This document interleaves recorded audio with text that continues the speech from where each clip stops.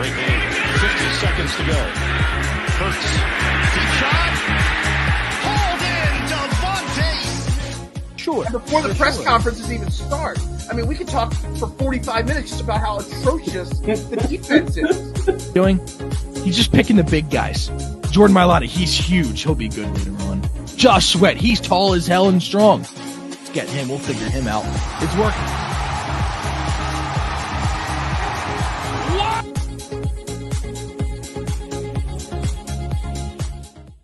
Good morning, everybody, and welcome to Trending in the AM right here on DSM Media. We're live, as always, every morning, Facebook, Twitter, Twitch, YouTube.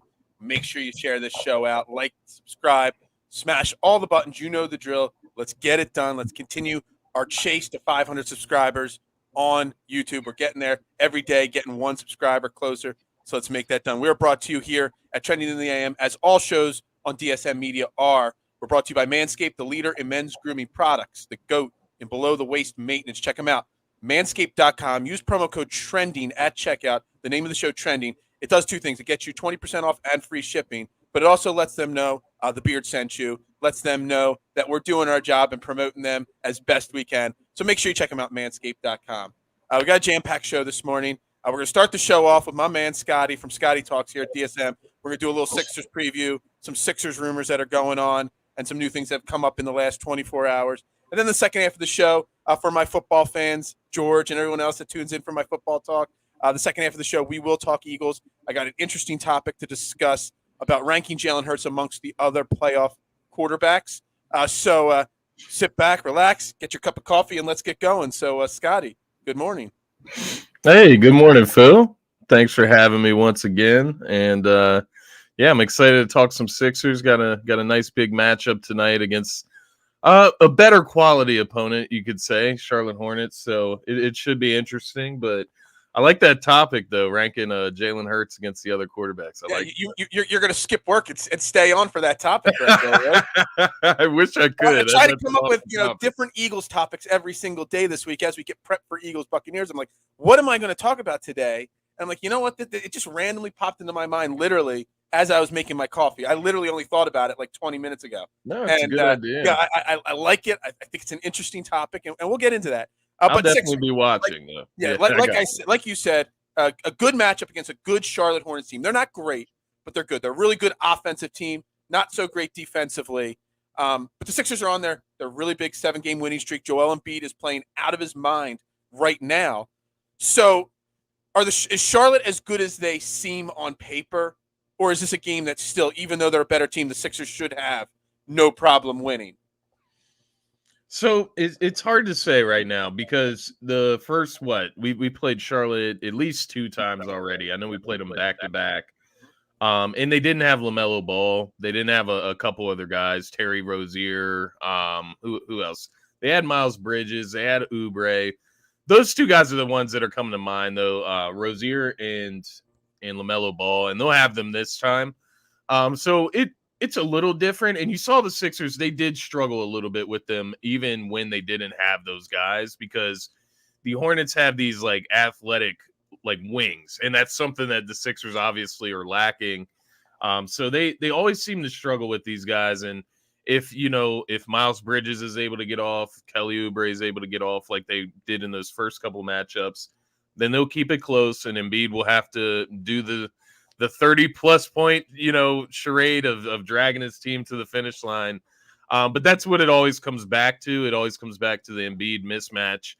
Who on that team is going to guard Embiid? And there's no answer, and that's how it is across the league most nights. It's actually kind of weird.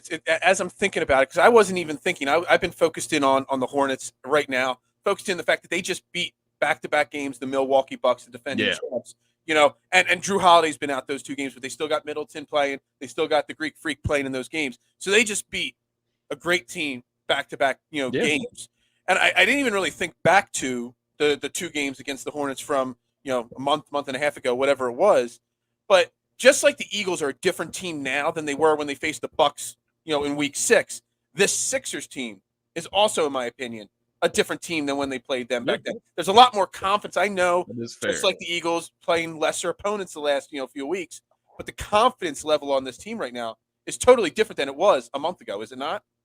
Yeah, 100%. And part of it is obviously the way Embiid's playing. At that time, he played good against them, but he was not playing at this level that he's playing at right now.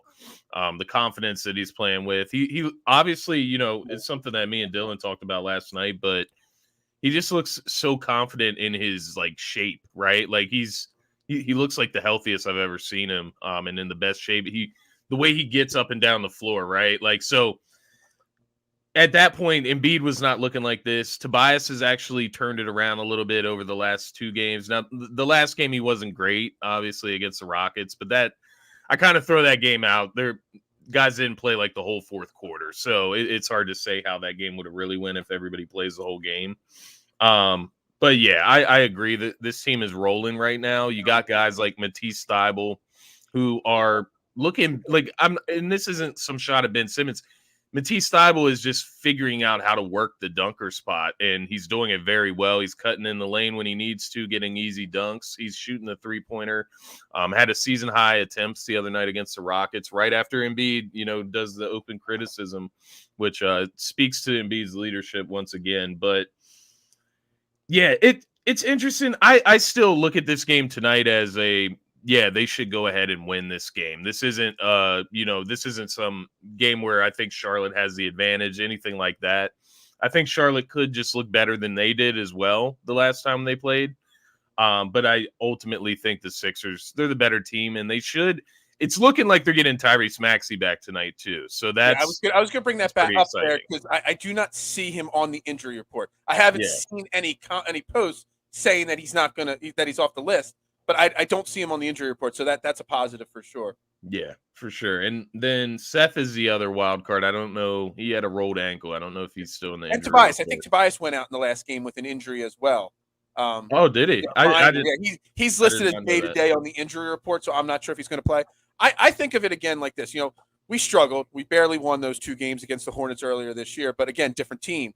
But I just went back and went through the box scores. Joel Embiid in the 2 games combined had almost 80 points. Yeah. He had 43 in the one, like 35 in the other. Yeah. There's for as great as Charlotte is offensively, and they could stock. They could fill that box score up. They knock down shots. They have a lot of guys. I think 6 guys in double digits. They got 5 guys shooting over 48 or 38% from deep. These guys could score, but they also have literally nobody that could stop Joel Embiid. I couldn't even name off the top of my head who's their starting center, honestly? Mason Plumlee? It's Mason Plumlee. Actually starting, for them. They do a little bit of Plumlee, a little bit of Cody Zeller, a little bit of PJ Washington, but nobody, not a chance. Nobody that can actually stop Joel Embiid. So if Joel Embiid is playing at his utmost confident level like he is right now, I mean, I guess it really doesn't. I mean, they can knock down all the shots they want if Joel's playing the caliber of basketball he's playing right now. Yeah. It's lights out and it's game over, right?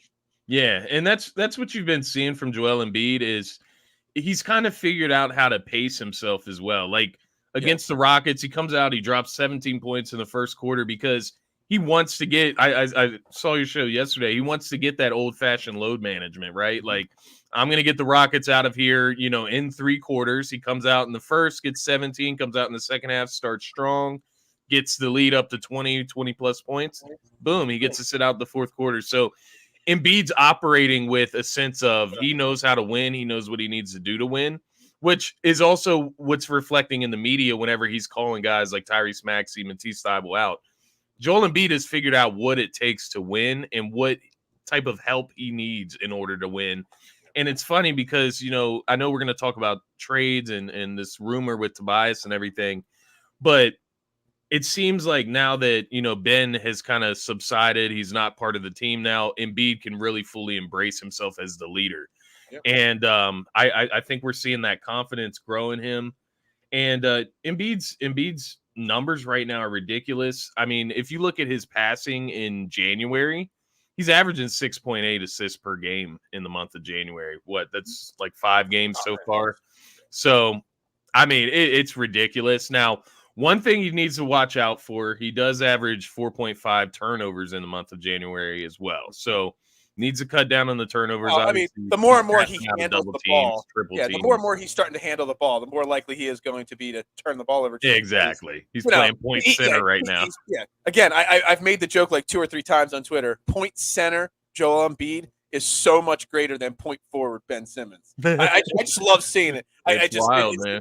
It's totally wild. And I want to, before we get into the trades, I do want to address, him being that leader. I've always talked about Tobias Harris as that quiet locker room leader, the one that, helps mold these young players.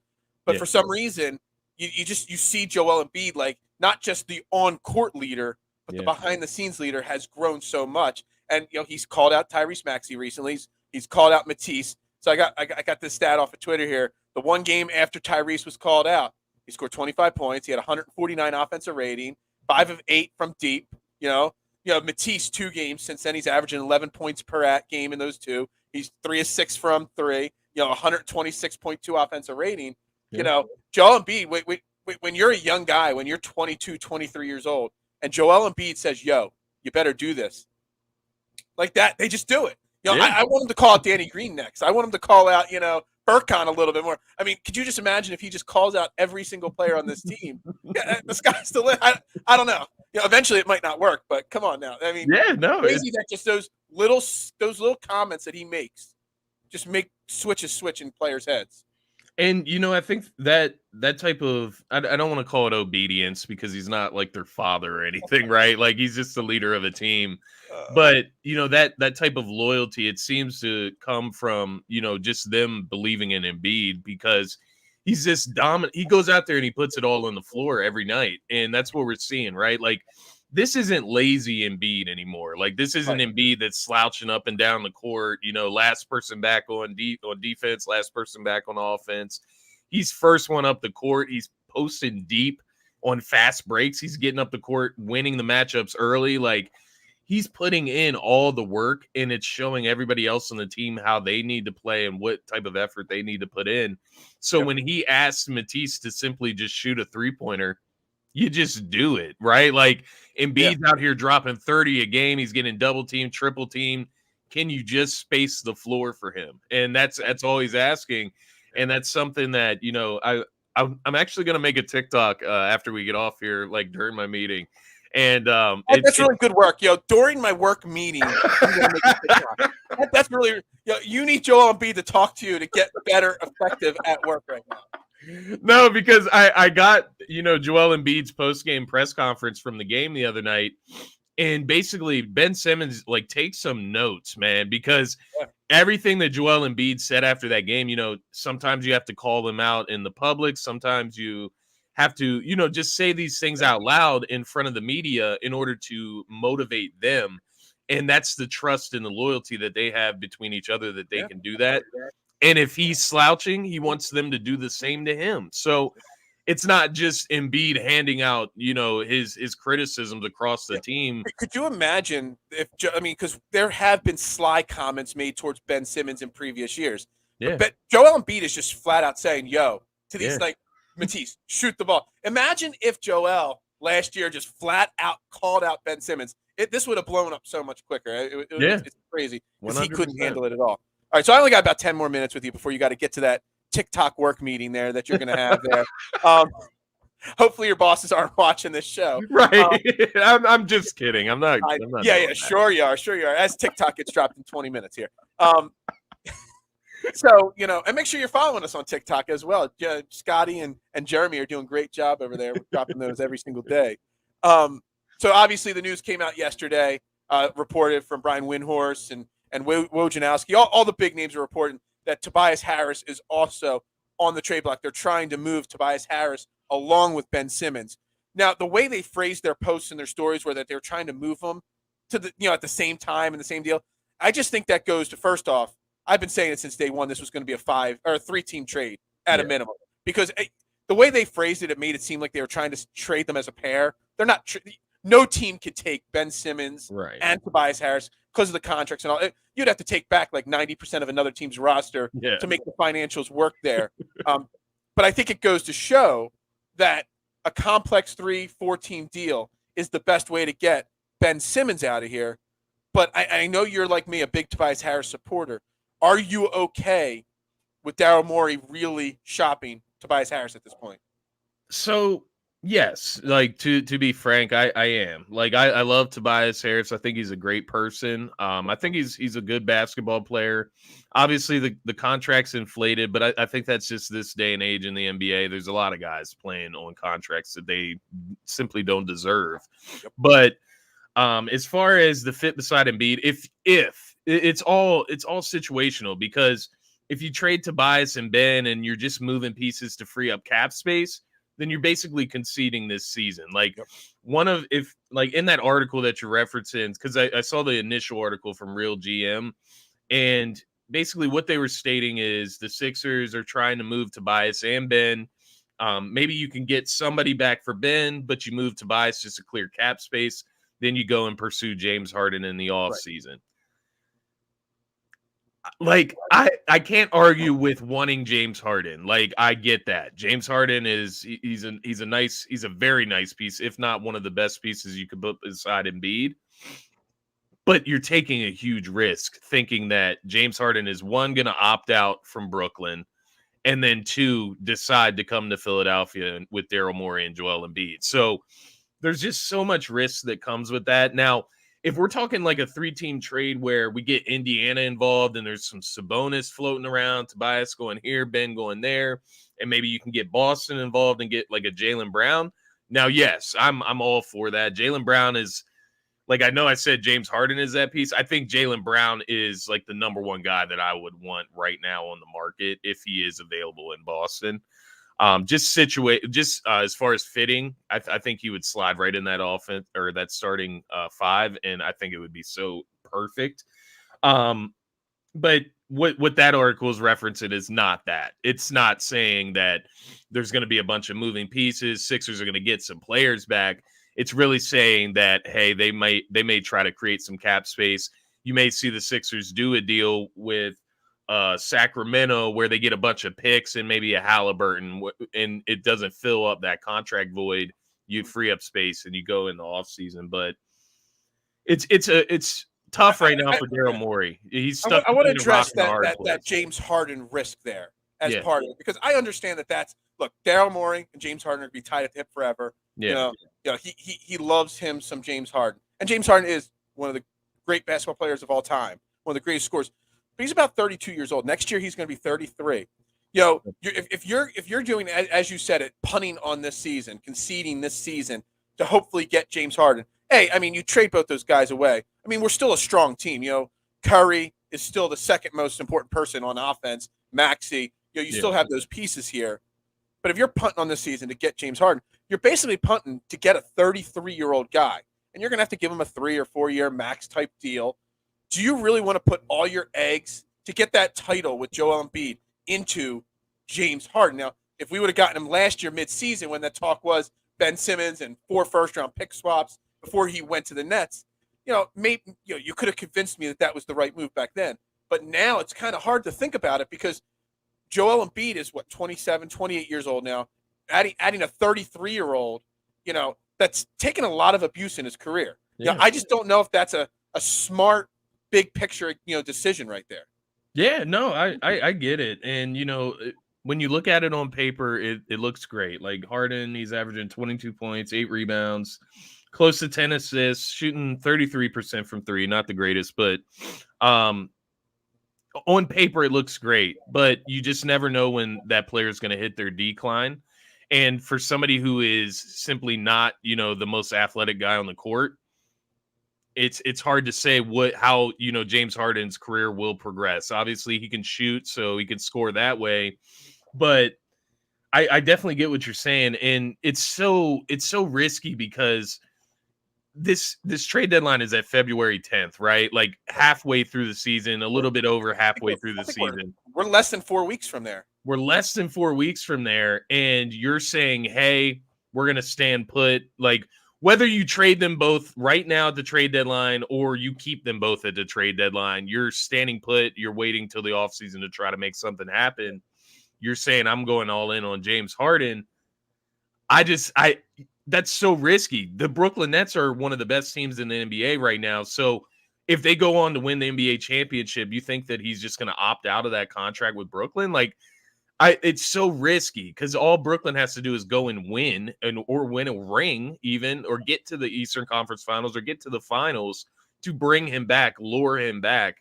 And then the other side of it is if he miraculously opts out of Brooklyn, what brings him to Philly, right? Like, all of a sudden he just wants to create a rivalry with Brooklyn and go against Kevin Durant and Kyrie. Like, so these are the things I'm thinking about. And the other side of it is, do you accept a John Collins and Cam Reddish for Ben Simmons? Like, that's the other side of, waiting it out. Would you rather do that or the Halliburton and De'Aaron Fox, the Sabonis, Right. all those other names?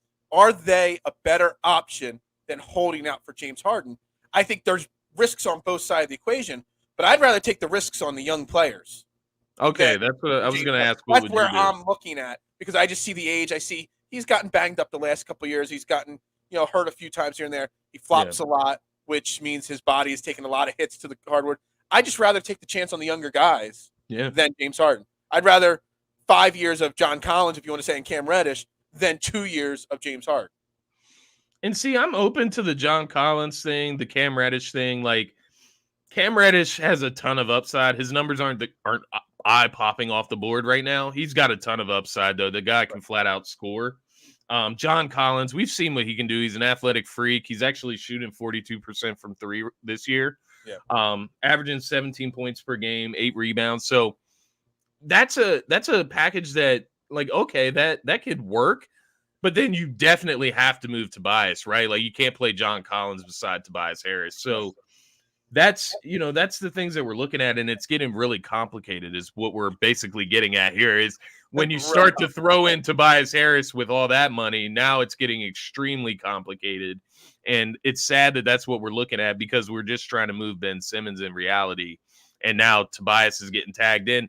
And maybe, obviously Daryl Morey didn't sign Tobias to this contract. He didn't sign Ben. He didn't do any of this except for extend Joel Embiid. That's the only thing he's really done as far as max players on this team. So it's not surprising to see that he kind of wants to start over and rebuild around Joel, in a quick rebuild, I guess you could say. But it's getting messy, man. And I know you got to go. But so do the Sixers win tonight against the Hornets? Yes, they definitely win tonight. And what I would say about the trade situation with Ben, Tobias, call Boston and you figure out what makes that. If it's including Matisse, if it's including 2 first-round picks for Jaylen Brown, you do it. You simply do it and get Ben Simmons to Boston if they want him, or if you need to do a 3-team trade, get Sabonis, Miles Turner included from Indiana, get something working on the lines with Boston. They're at the bottom of the East right now. They got to do something too. So it's time to make something happen. I think Jaylen Brown's that guy. That's who I have my eyes on if I'm Morey. Yeah, I've moved on from Dame Lillard. I'm right there with you on that. Yeah, the Jaylen Brown would fit perfectly on this team. So, yeah, get anything done. Just get it done. I just need it done. Man. I don't want to punt on this season. Joel's having way too good of a season to just punt on this season. 100%. And can you imagine once he's finally traded the stuff that's going to come out about this whole situation? Like the ESPN 30 for 30 on this will be the highest rated 30 for 30s of all time, man. I'm waiting for that one out. Yeah, absolutely. Oh, man. Scotty, thanks for coming on, talking some hoops with us here on Trending in the AM. Greatly appreciate it. Go do that work and TikToking and stuff like that. Make sure you follow my boy Scotty at Scotty Drown, one of the founding members of Team DSM, man. Thanks a lot for coming on. Appreciate you, Phil, as always, and keep doing your thing on Trending in the AM. It's an awesome show. I make sure I tune in every morning, so I'm sure I'll be back. But everybody have a great day. Peace, everyone. Yeah, see you, Scotty. All right, so anyway, that was Scotty Drown from Scotty Talks and Turf Talk and all the other great shows right here on DSM Media. We're going to continue on here real quick. I am just going to, close out the Sixers talk for a second with, again, they do play the Hornets tonight. They are the favorite in the game.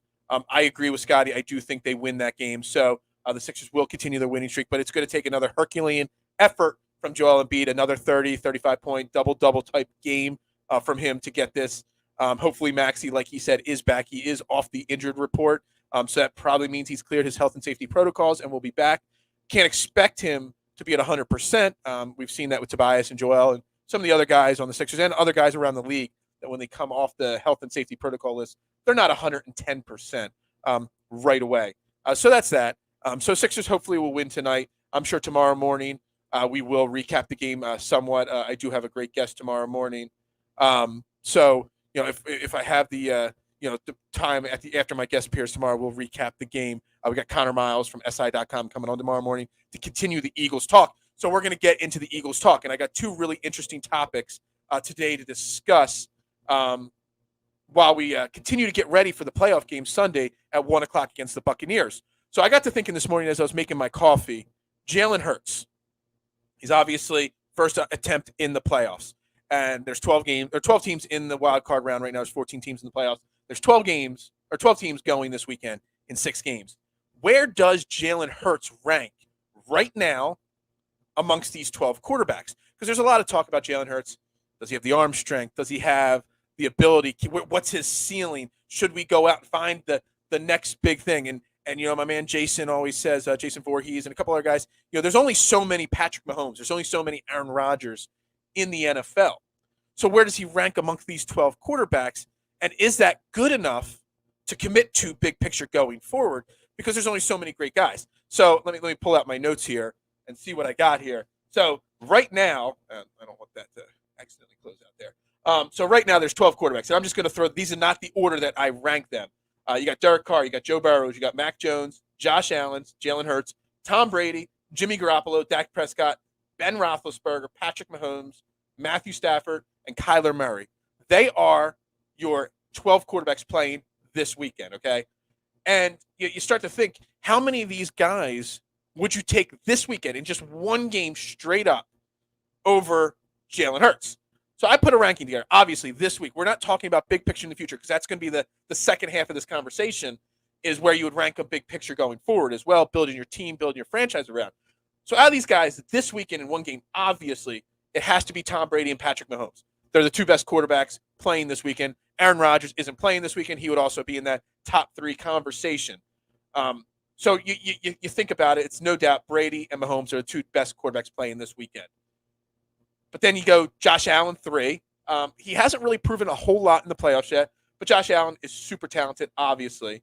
I got Joe Burrows ranked as the 4th best quarterback playing this weekend. I know that's crazy to say. He's in his second year, but the guy can sling the football, and I have more confidence in Joe Burrows, especially with the talent around him and the way he's played and taking advantage of it. Sometimes players have talent, and they just don't elevate themselves around it. Joe Burrows would be my 4th best quarterback playing this weekend. 5, I have Dak Prescott. I still am. I know it's a total violation to support a Cowboy. I'm a big Dak Prescott fan, always have been. I like his game. I like his attitude. He's a good person. And they got weapons. So I would put him at 5. I'd put Kyler Murray at 6, but it's really close. I'm not sure if I am in love with Kyler Murray or not. This playoffs will really determine that. I got Matthew Stafford as the 7th best quarterback this weekend. And then I got Jalen Hurts at number 8. So out of 12 guys, there's only 7 of them that I rank above Jalen Hurts this weekend in a one-off situation. Then I round out my list with Big Ben Roethlisberger at 9. Not building a team going forward because obviously Ben's washed up. But, he does have that experience, so I put him at 9. I put Mac Jones at 10. I'm not buying Mac Jones. I think Mac Jones' success this season has been a product of Bill Belichick, the system, that defense, and stuff like that. Derek Carr at 11, although I might be underrating Derek Carr a little bit. The guy can sling it. I think he gets a little disrespect in the NFL. But, hey, being one of the 11 best quarterbacks playing this year, that's not bad. So Derek Carr at 11, and then I got Jimmy Garoppolo at 12 as the worst quarterback playing this weekend. Jimmy Garoppolo is another guy, product of a system. He needs the running game just as much, if not more, than Hurts to be successful, and he needs the defense even more so than anybody else to be successful. So Drew's saying he puts Hurts at 8 as well. Yeah, I think that's a very fair number. You can't put him above some of the Hall of Fame level guys. But ranking him this weekend above Ben Roethlisberger, above Mac Jones, Derek Carr, I don't think that's a stretch. So it's really interesting to see. Like, I'm going to put out a graphic with this. So if you don't get a chance to comment right now live on the show, I'm going to get a graphic made up with this, and I'm going to put it on my Twitter account at Bearded Knowledge on Twitter. And I really want people's opinions. Am I overlooking it? Am I overthinking it? Whatever. But then on the other side of the equation, you got to think about where they rank going forward. If you're building a roster for the next 4 years out of these quarterbacks. Okay. So Scotty, so you missed that second there. I didn't have Tannehill or Rodgers on this list. This is just the 12 quarterbacks playing this week. If I add it, Rodgers would be obviously in the top 3. Tannehill, I would probably rank Ryan Tannehill right around the same as Hurts. So either he would be 8 and Hurts would be then 9, or Hurts would stay at 8, Tannehill would be 9. Tannehill is in that group with Jimmy G, with Jalen Hurts, Mac Jones, where they need the system. Ryan Tannehill needs Derrick Henry. Derrick Henry, he needs the defense to be successful.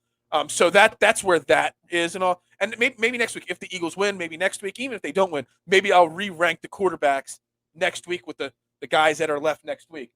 But going forward, building your franchise around the 12 quarterbacks playing this weekend, obviously you can't pick Brady as the guy that you want to build your franchise around for the next 4 years. I mean, the guy's 71 years old already. You just can't, you just don't know when that cliff's going to fall off. But funny, as I look at my list here, Brady is not last on the list of guys that I would build my franchise around going forward out of the 12 playing this weekend. Obviously, about the ones playing this weekend, Patrick Mahomes, he'd be the number 1 quarterback that I would build my franchise around going forward. So again, we're trying to see where Jalen Hurts fits in this. And are we overreacting to that Hurts might not be the guy kind of thing? Because we got 12 playoff quarterbacks, and if you're building a franchise, where would you put him? So obviously Patrick Mahomes would be ahead of Jalen Hurts. I have him number 1. I have Joe Burrows as the number 2 guy playing this weekend that I would build my franchise around. I'm in love. I loved Joe Burrow last year. It was a shame he got hurt. I said before the season started, I wasn't going to grade Joe Burrow until I saw him on the field.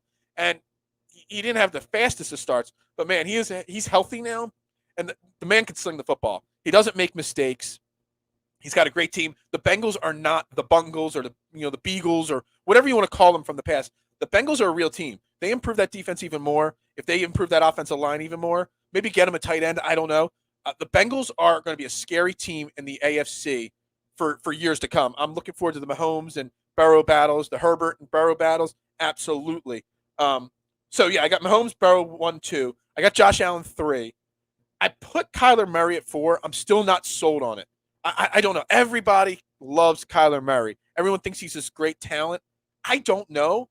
I'm more going off of what everybody else is saying than what I'm saying there. But I got him at 4. Hopefully he continues to evolve. I think Cliff Kingsbury, the coach there in Arizona, maybe he holds Kyler Murray back. I'm not sold on Cliff Kingsbury. I'm not sold on that whole system. I want to see the Cardinals do well in the playoffs, but that's more because of Zach Ertz being a Cardinals tight end now. I just want to see Zach Ertz get another great opportunity at a playoff run. I just don't know. I got Dak Prescott at 5 about building my team around.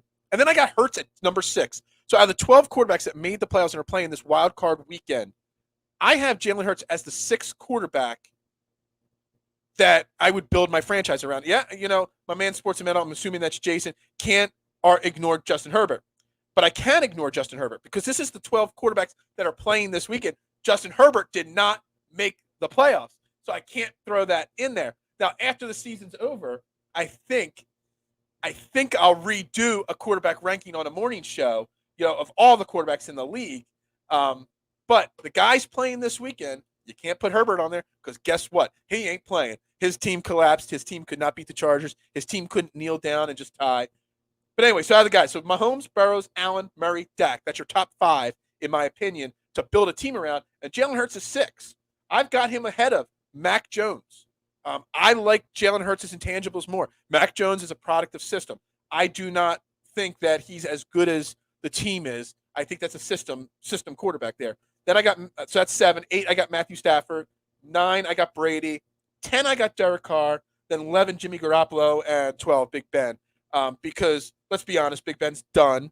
He's already pretty much retired. But even if he was coming back for another year, the guy's old, slow, and tired. Jimmy G, he's a good quarterback, but he'll never be a great quarterback. He needs a great running game. He needs a great offensive line.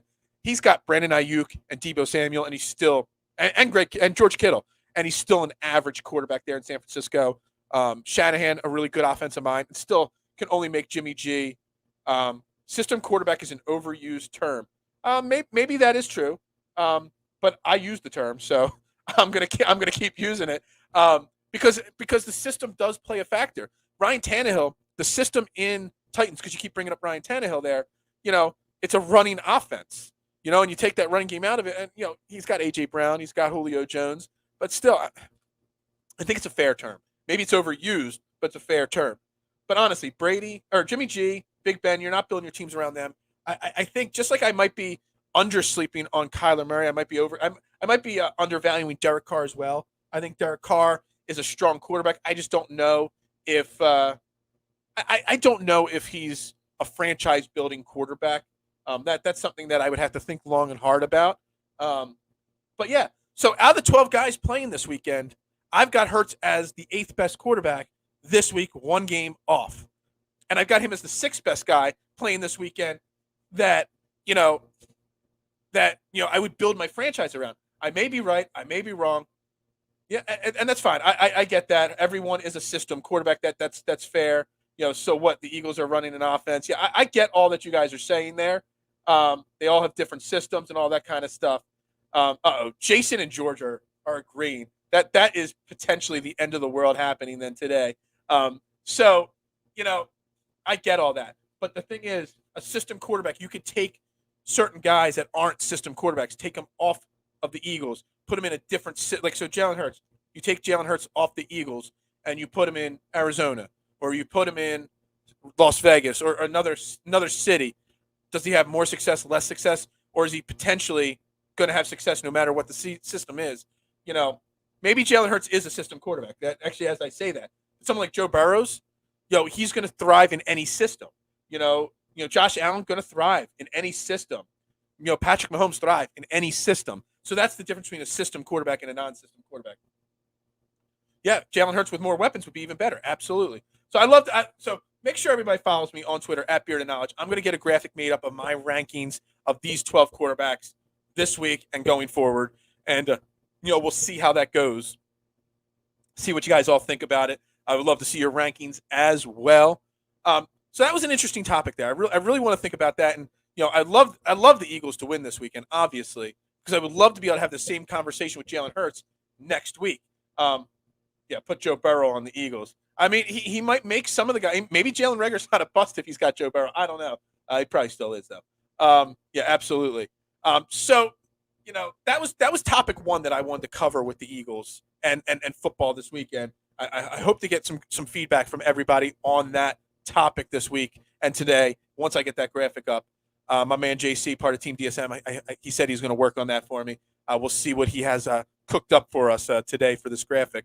But yeah, I don't think Jalen Hurts is as bad as people think. I mean, do you want Derek Carr over Jalen Hurts? Do you want Ben Roethlisberger starting for the Eagles this week over Jalen Hurts? Would any of those guys that I ranked below him give the Eagles a better chance against Tampa Bay?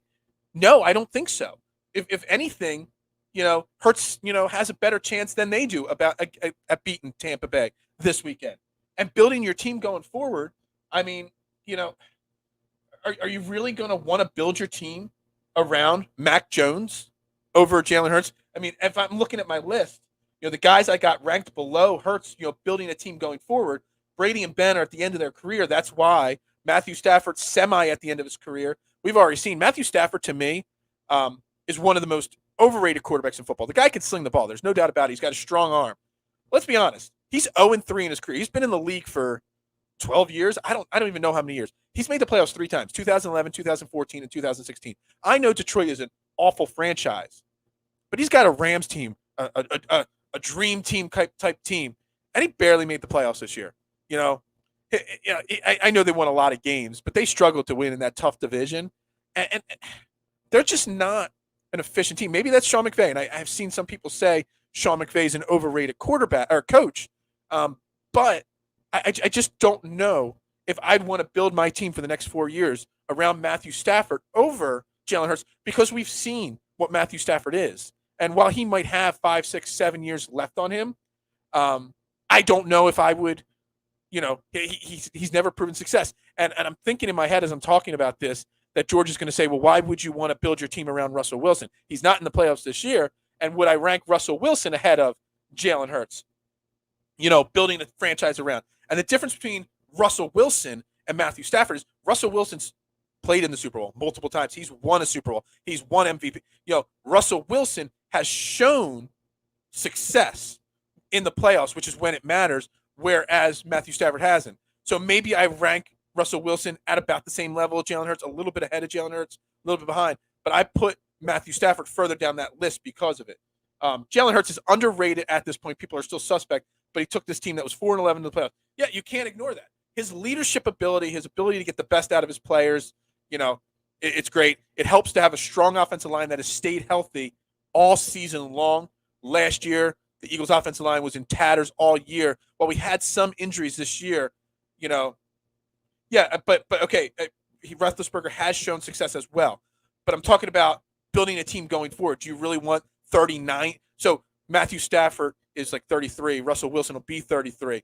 If I'm talking about the next 4 years, Ben Roethlisberger is like 39, 40 years old. I'm not going to build my team around Roethlisberger going forward.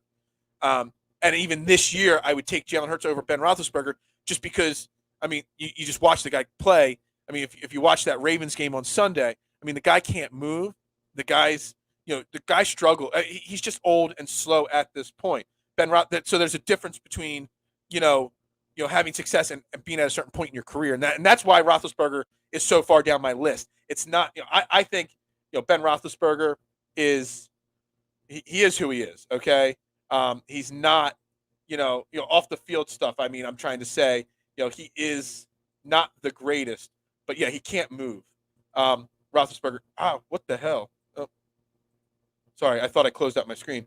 Russell Wilson is a mistake. There's a potential, and again, I'm sold enough on Jalen Hurts that Jalen Hurts will be the guy next year. And like I said on previous shows, he's not the guy by default. He's the guy, in my opinion, because he's earned that right. So that's that.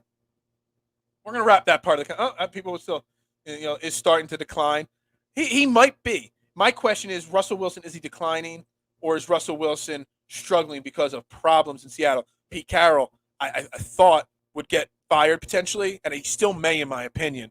The running game has been awful for years. The offensive line is terrible in Seattle. The defense is not the Legion of Boom it used to be. You feel that it's cutting corners, and that's fair. I get that statement. I just don't know. Would you prefer 10 years of Aaron Rodgers or 10 years of Jalen Hurts or 4 years of Aaron Rodgers? I think there's a difference. I think you got to separate the Wilson talk and the Rodgers talk because they're two totally different, players. Let's not forget that Russ played behind a terrible offensive line. And he's always banged up. That's kind of what I just said. It's taken a toll. Absolutely. I'd rather give Hurts another year, go young, trust the process. George, I thought you didn't like basketball, and you're throwing a Sixers reference out there with trust the process. Come on now. George is quietly a Sixers fan, and he's just not admitting it there. And Russ's success, the teams that won were also absolutely agree with you on that. That's a fair statement there, Mr. Sports and Metal, a.k.a. Jason right there.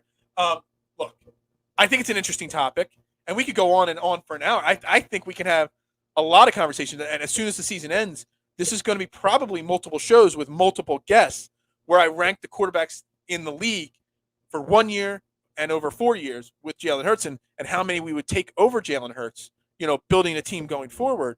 But yeah, I have one other topic I wanted to discuss today. Well, a few short ones and then one other long one. So first off, the longer topic, then we'll wrap up with the last topic of the day, is when before I came up with that Jalen Hurts ranking system, I had the initial topic of the day. George does like basketball, actually, just not modern. But okay, yeah. So George is older like me. He likes the Detroit Pistons, the bad boys of the '80s, the Jordan or older basketball, Larry Bird, Magic Johnson. They're probably the guys that George likes. It's a totally different game. I totally agree with you on that. I still watch it. See, it's funny, and I'll go on a little side tangent here. Basketball is not my favorite sport. I talk a lot of basketball. Baseball is actually my favorite sport. There was nothing in my life I wanted more than to be a professional baseball player. I just stunk at baseball. Football is football. It's the number one sport in America. Football was on in my house. The Eagles were on in my house every Sunday. That's just what it is. So football's there. But basketball, the thing with basketball, and the reason why I talk so much basketball is I understand, I think, actually basketball better than any other sport because it was the sport, even though it wasn't my favorite sport, it was my third favorite sport growing up. It was the sport basketball was that I was best at. Like I had the most talent, not a lot of talent, but it was the sport that I was able to, the only sport that I was able to continue playing in high school. It was the only sport that, when I got to college, I could play in intramural leagues and have success. For some reason, even though it was my least favorite sport to watch and talk about, I understood the game and I was able to play the game, which just leads me to be able to break it down, the X's and O's, and talk about it a little bit better than some other sports. Baseball is the greatest. It's, it'll be America's pastime for me forever. Nothing like I have so many memories of going to baseball games with my dad at the Vet, sitting in the upper deck of the Vet, in those, it was $5 general admission tickets in the late 80s, early 90s. You start in the 700 level and you slowly work your way down because nobody actually showed up to the games. And, my dad, hardworking blue collar Delaware County family, couldn't afford to take us to Sixers games or Flyers games or Eagles games, but he could afford to take our big family, once a month on Sundays, twice a month on Sundays to Phillies games, to those 1 o'clock games. And I got so many memories of that. I loved it. And I will always love baseball the most. But this, so getting back to this week's Eagles Buccaneers, I get on tangents all the time. I can't help myself. Eagles Buccaneers this weekend. So, before I came up with the other topic, the first thing I was trying to think about was that, the first key to looking at this game before I make a prediction on Friday after, at the end of the show is what was the Eagles team and what was the Buccaneers team in week 6? So we lost in week 6 to the Buccaneers 28-22. It wasn't that close. They were up 21-7 at one point, 28-7 at one point. We had some late garbage scores and stuff like that. But who were the Eagles at that point? The Eagles did not have an identity at that point. The Eagles have an identity now. They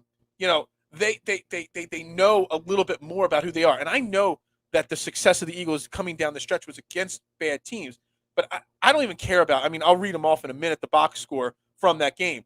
But I'm looking at the team stats. And the team stats from that game are what stand out to me most when I'm trying to compare the Eagles team from week 6 to the Eagles team now entering the playoffs. And the number one stat that stands out to me in that game, because actually the turnover battle was even. We both had one turnover in that game.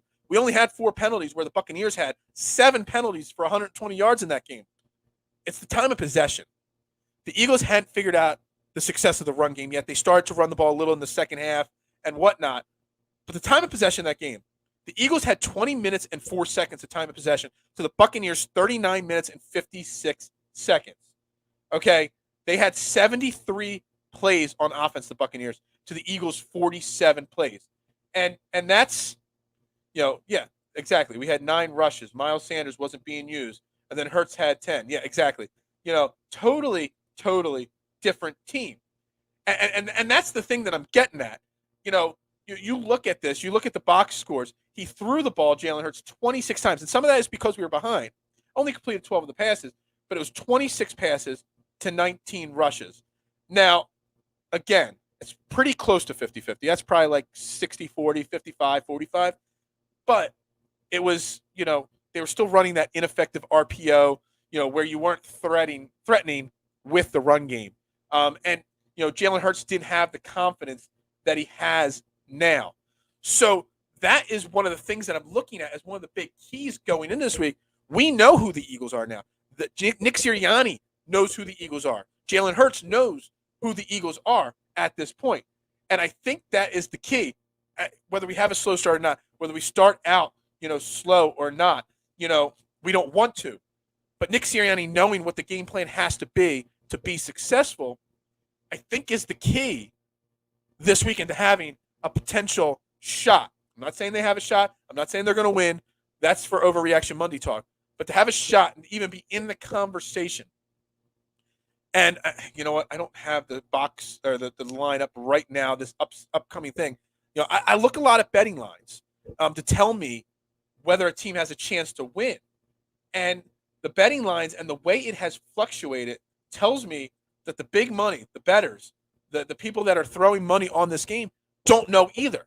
It started as a 7-point line. It went up to 9.5. Then it went down to 8. Then it went up to 8.5. Then it went back down to 7.5. Then it was up to 9 again. And the last I looked last night, it was at like 8 or 8.5. That tells me people just don't know where to put their money on this game. That tells me that there's a chance that the Eagles keep it close. That tells me a chance that the Eagles could potentially win this game, yeah, you have to keep Tom Brady on the sideline. That is absolutely correct. How do you do that? You run the ball. You take control of time of possession. And that is what the Eagles do best now.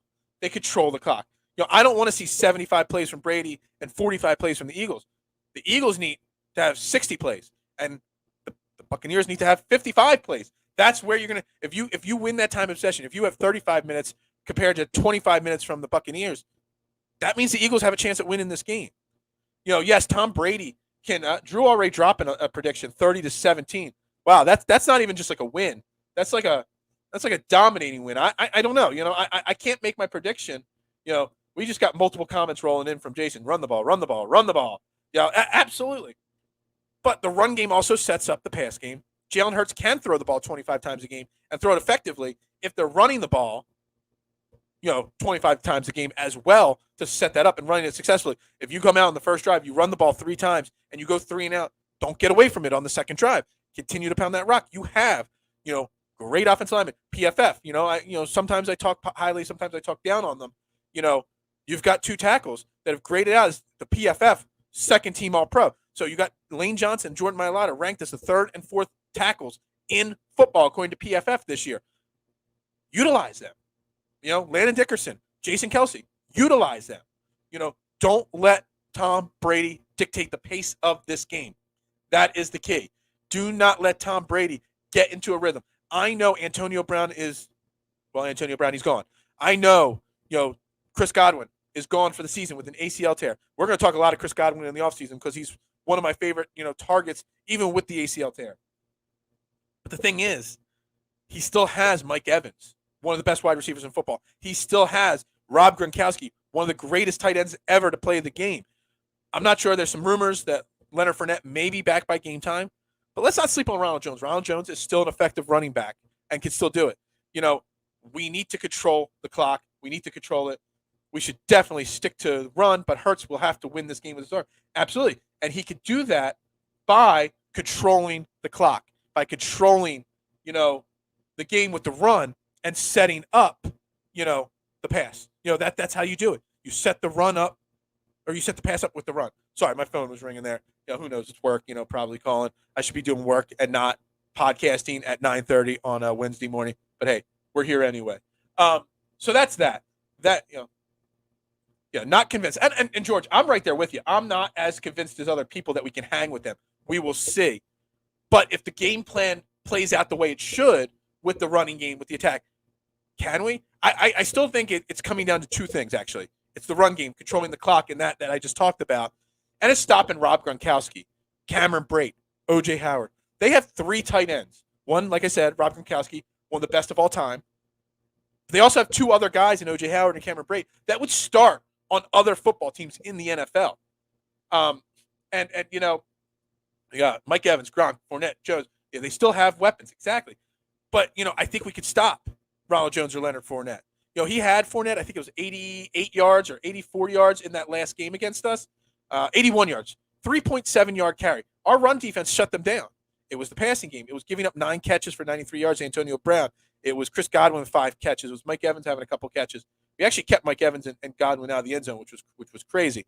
But it's the tight ends are the concern for me because we cannot stop them. If they run that 12 personnel, which they do sometimes now with all these injuries and Godwin being out and Antonio Brown being out, our linebackers, our safeties are going to be exposed. I'm not sure how you fix that. Whether you put Darius Slay on one of them, I don't know if he can even cover Rob Gronkowski. Blanketing, double covering, whatever you got to do. You can stop the run, but can we stop those tight ends? The short passes killed us, absolutely. And the thing is, those short passes lead to bigger plays eventually. Biggest positive for me coming out of Sunday, knowing that we have and heard. Absolutely agree with you on that, and we're going to address that for sure more as we continue on. Like those 90s playoff games. Remember Eric Allen taking it to the house? It's possible, very possible. How about pick 6? Yeah, it would be great. But that's just hoping. What are the odds? How many pick 6s has Tom Brady thrown in the playoffs? My sarcasm to wrap up this talk for the day, because I got to get to work here shortly, would be that at least, and I said it yesterday, and I'll say it again, Tom Brady has only beaten the Eagles 1 time in the playoffs. He is 1-1 in the playoffs against the Eagles. So you're saying there's a chance? There is a chance because Tom Brady does not have a winning record against the Eagles in the playoffs. That's just all I'm going to say about that. We'll be back tomorrow with more talk on the Eagles. I got Connor Miles from SI.com. He covers the Eagles maven. Him and Eric Kratz do a great job with their podcast and their coverage of the Eagles over there. He'll be joining the show tomorrow. We're going to talk more Eagles. We're going to talk Jalen Hurts, what we need to see out of Jalen Hurts, as George said, to even win or lose, know what we've gotten him going forward. I'm probably going to bring up my ranking list with him as well and see what his thoughts are on that. But that's the show for today. And I want to close the show. George, you won't really understand this as much, but to all my Philly fans out there, a legend retired last night for Philadelphia media, Mr. Jim Gardner. ABC News growing up, him, Gary Papa, Dave Roberts, the weather guy, they were legends. Every night we would sit down to have dinner at 5:30 after my dad got home from work. Then after dinner at 6 o'clock, we'd sit down and we'd listen to Jim Gardner give us the news. Jim Gardner retiring last night. And I just want to play, the guy is the utmost professional. He has been the 11 o'clock and 6 o'clock anchor. He retired from the 11 o'clock. He's still going to do the 6 o'clock for a few more, months. But, Jim Gardner is Mr. Utmost Professional. And he gave a closing monologue last night. It's 2 minutes long. I just want to play it because it just shows how, this is what Philadelphia is. Not some of the 2 or 3% of the people that ruin Philadelphia and make us look bad.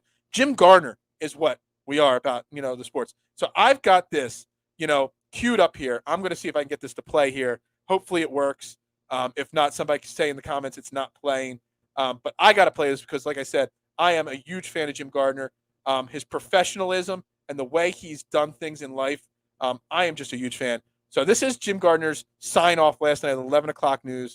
Hopefully you enjoy. This is my final broadcast as anchor of Action News at 11.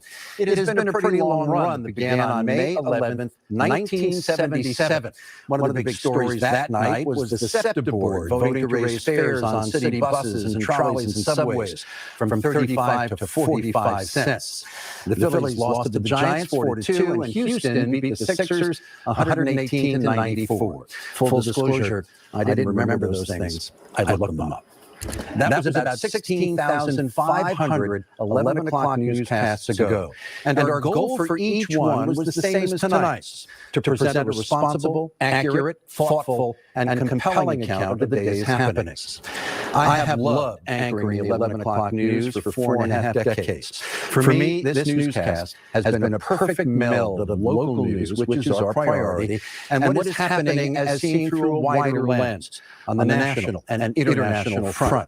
But I came to understand a long time ago that if we want to know what people everywhere are thinking, we can often find out by looking no further than at our own communities, our own school boards and city and town councils, our nonprofit organizations, our law enforcement agencies, business communities, our colleges and universities, our union locals, and houses of worship.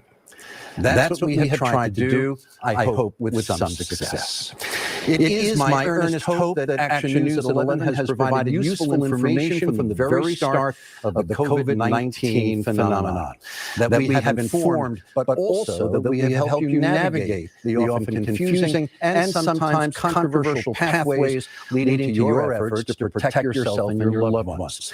This has been and continues to be a story like no other. Nobody is more grateful than I for the special, unique relationship between Action News and you, our viewers. In a sense, we made a bargain long ago. We give you our respect and commitment to honest and fair reporting, and you give us your trust.